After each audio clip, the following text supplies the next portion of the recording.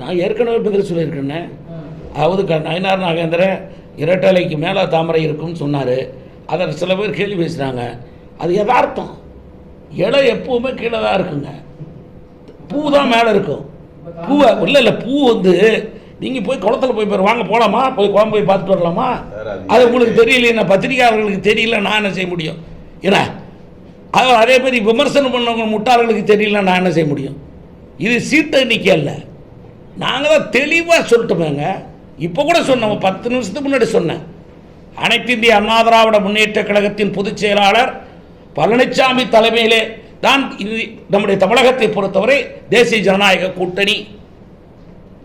இதில் என்ன இருக்குது உங்களுக்கு? அப்படின்னா அவர் தலைமையில்னா அவர் தான் அறிஞ்சிட்டு இருப்பார், அவர்தான் அறிஞ்சிட்டு இருப்பார், ஆட்சி அவர் தான் அமைப்பார், அவர் தான் முதலமைச்சர் வேட்பாளர். இன்னும் என்னென்ன வேணும் உங்களுக்கு சொல்லுங்கள். எப்படியாவது குண்டு சட்டியில் குதிரை ஓட்டலாம், அதான் எதையாவது பண்ணி கிளறி விடலான்னு பார்க்குறீங்க. அது நடக்காது. எங்களுடைய ஒரே நோக்கம் தமிழ்நாட்டை கொள்ளையடித்துக் கொண்டிருக்கிற திராவிட முன்னேற்ற கழகத்தின் ஆட்சியை தூக்கி எறிவது. அது ஒன்றுதான் இன்றைக்கு தமிழக பாரதிய ஜனதா கட்சிக்கு இருக்கக்கூடிய தலையாய பிரச்சனை. அதற்காக எப்படி எத்தகைய கூட்டணியும் எத்தகைய அரசியல் நடவடிக்கையும் எடுப்போம். செய்திகளை உடனுக்குடன் தெரிந்து கொள்ள உடனே சப்ஸ்கிரைப் பண்ணுங்க.